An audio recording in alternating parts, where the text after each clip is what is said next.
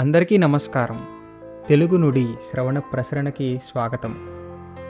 ఇప్పటి వరకు 2 విడతలుగా వచ్చినటువంటి ఈ తెలుగు నుడి 3వ విడతలోకి అడుగుపెడుతూ మీ అందరికీ స్వాగతం పలుకుతోంది. ఎప్పటిలానే తెలుగు సాహిత్యంలో వచ్చినటువంటి విషయాలను పరిచయం చేసుకుంటూ వాటిలోని భావాలను టూకీగా తెలుసుకుంటూ అలానే తెలుగు పదాలు వాటి అర్థాలు కూడా తెలుసుకునే ప్రయత్నం కొనసాగిస్తాము. పద్యము, గద్యము, కథ, నవల, నాటకము, భావకవిత, ఖండకావ్యము, స్వీయ చరిత్ర ఇలా వివిధ రకాల అంశాలను చూసుకుంటూ మొదటి విడతలో 12 భాగాలు, రెండవ విడతలో 11 భాగాలు తెలుగు నుడిలో వచ్చాయి.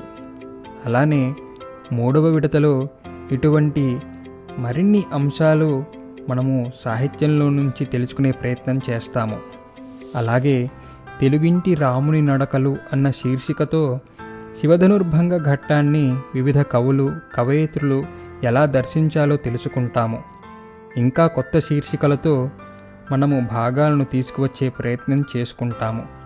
మీరందరూ వీటన్నింటినీ విని ఆనందిస్తారని ఆశిస్తూ అందరికీ వినాయక చవితి శుభాకాంక్షలు తెలుపుతూ సెలవు.